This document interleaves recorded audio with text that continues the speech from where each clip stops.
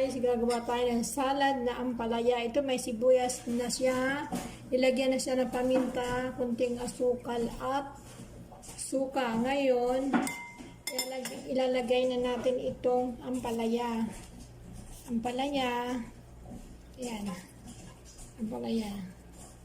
Kahapon pa na gayat-gayat yan. Tapos, lalagyan pa rin ng kaunting lemon. Kaunting lemon. Naku, kung kayo, yung ampalaya, kung may ampalaya kayo, isalad nyo na lang, mas masarap. Mas masustansya na. Andun yung sustansya niya hindi nawala. Masarap nga siya. Lalo na kung ang pagkain nyo malansa ngayon, ay halu-haluin. Halu-haluin para lumabas yung sarap.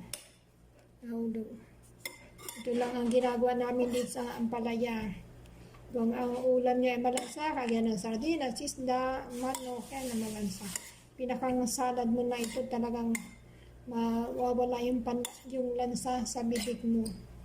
Kaya ito lang ang aming tanghalian ngayon. At dahil dalawa lang kami, malaya naming nagagawa na magluto ng Pilipino food, gumawa ng gusto naming kakainin. Dahil ang aming mga amo ay nag-travel sila. Kung saan nila gusto pumunta sila doon sa ski, sa snow. Kaya ito mo. Ayun, tapos na.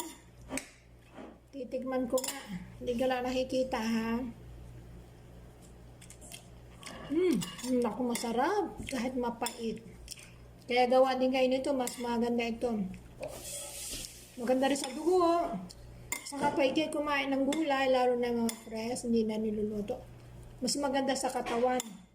Dahil andun ang sustansya. Andun ang sustansya sa gulay. Kahit maging kambing ba tayo, basta tayo malakas.